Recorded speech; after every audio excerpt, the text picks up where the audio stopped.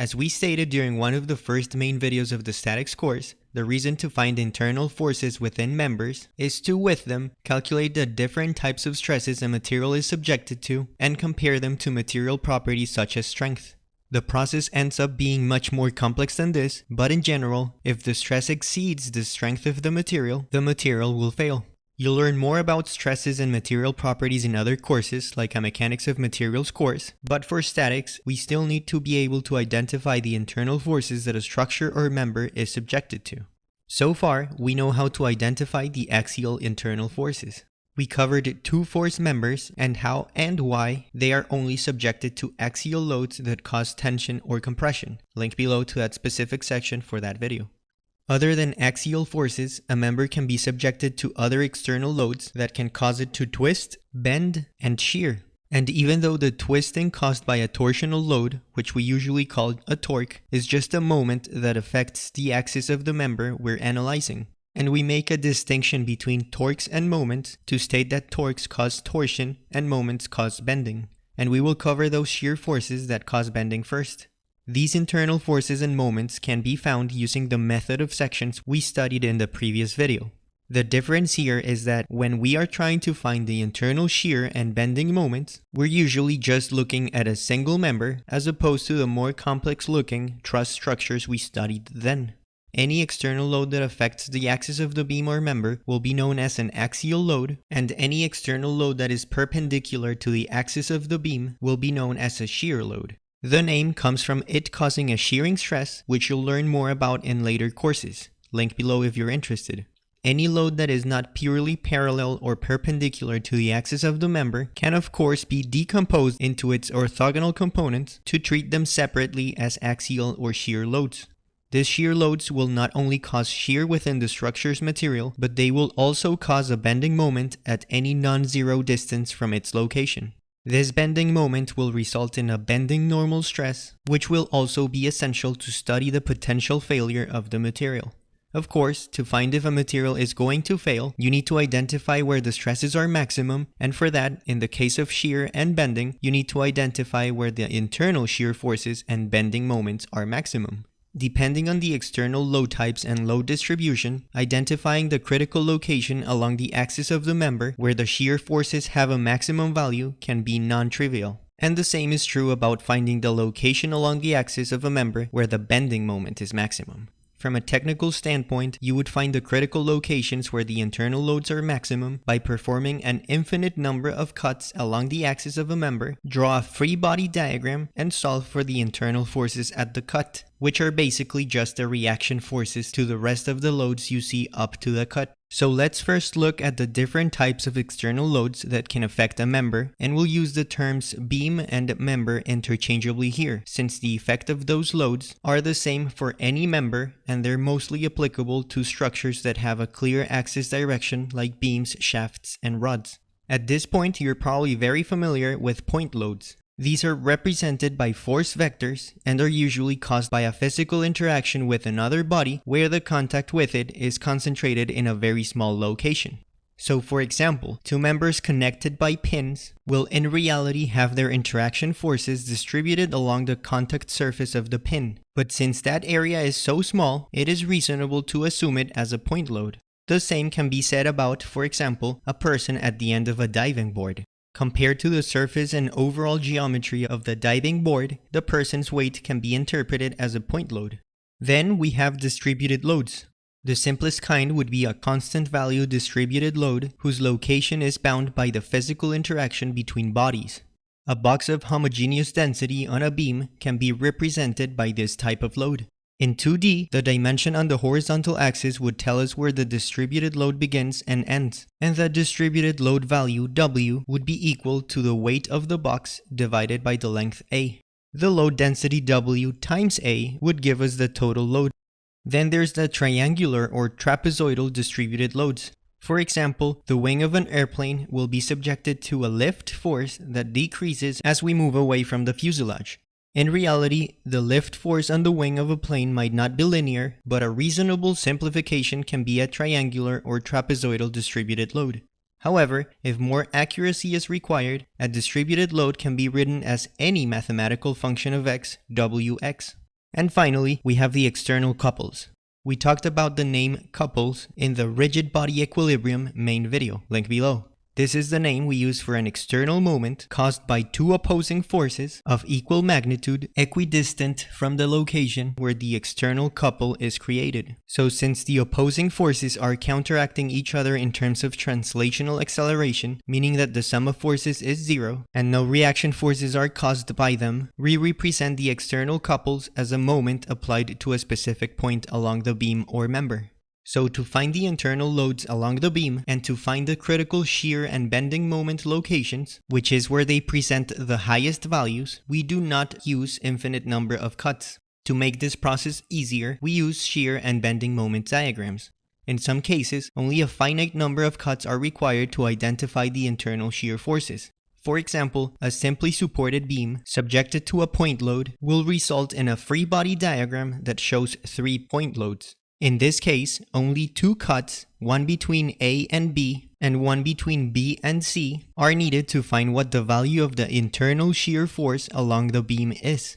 The internal shear force V between A and B would be 5 kilonewtons going down, and the internal shear force V between B and C would be 5 kilonewtons going up. Now, many textbooks and many instructors will simplify explaining the direction and sign of these shear forces by saying that the convention is for shear forces V to be positive when pointing down and negative when pointing up. And this is only true if the cut is performed from left to right. It would then be the opposite if the cut is performed from the right to the left. In reality, there's no need to contradict the natural and very global convention of up being positive and down being negative. What we're actually doing with the shear force diagram is plotting the forces up to the cut and not the reaction force at the cut. So up is in fact up and down is in fact down.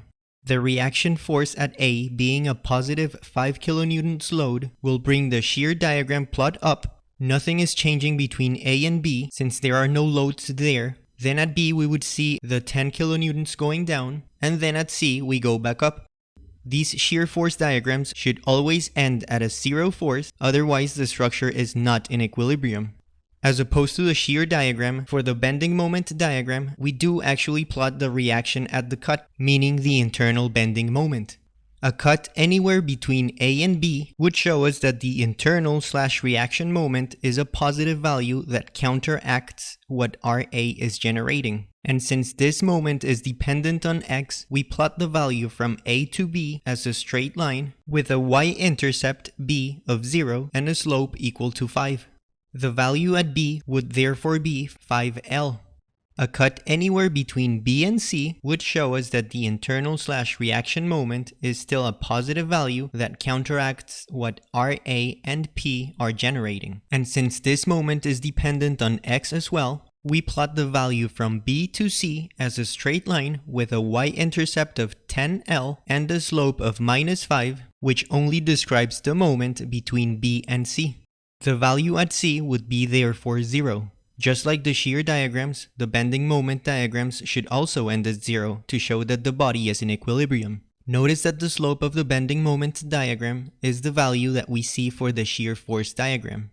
This is of course no coincidence. For any beam subjected to a collection of different types of external loads, we can perform a really tiny cut along the beam.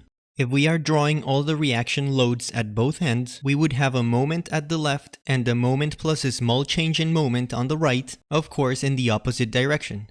The same would be true for V. V going up on the left and V plus delta V going down on the right.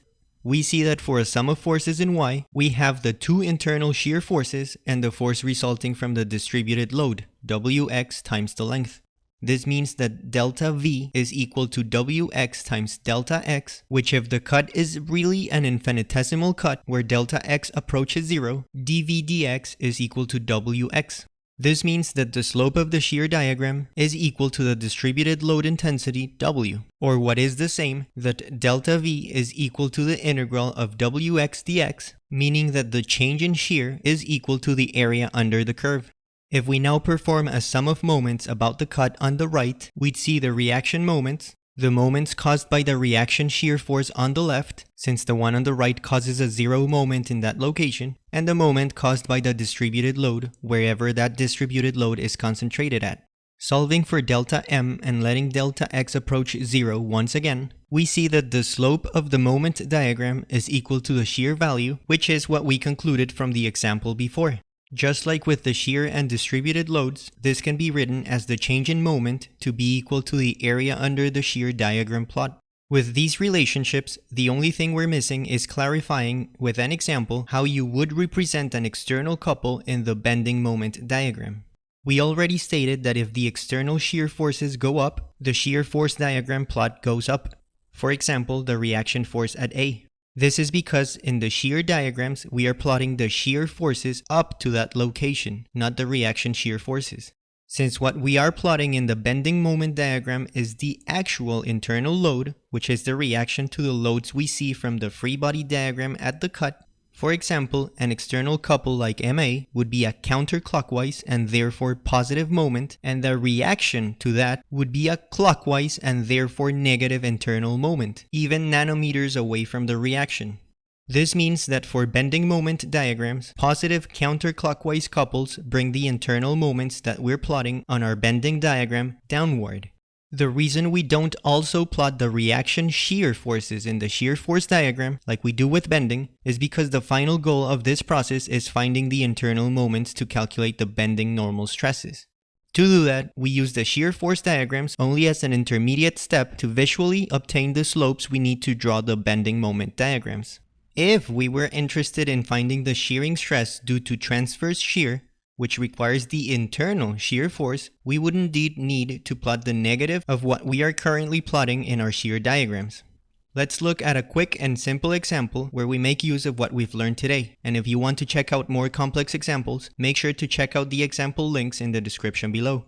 If we want to find the shear and moment diagrams, we would begin with a free body diagram to find the reactions at A and B. A sum of moments about A allows us to find By, and the sum of moments about B, Ay. The shear diagram, with the x-axis in meters and the y-axis in newtons, would go up at A, down at C and E, and up at B. For the bending moment diagram, and with the y-axis now in Newton meters, we would start at 0 because there's no external or reaction couples at A. With a slope of 450 for 1 meter, we would reach 450 at C. With a slope of minus 350 for another meter, we would reach 100 at D. And we would find a negative external couple that would cause a reaction moment that is positive, bringing us up by 1200 to 1300 Newton meters at D. The slope from D to E would still be minus 350. That for another meter would bring us down to 950. And finally, with a slope of minus 950 for an additional meter, we would reach 0 at B. Notice that the area under the curve of the shear diagram corresponds with the y values between each section in the bending moment diagram. For more shear and bending moment diagram examples, as well as the other videos of the statics course, make sure to check out the links in the description below. Thanks for watching.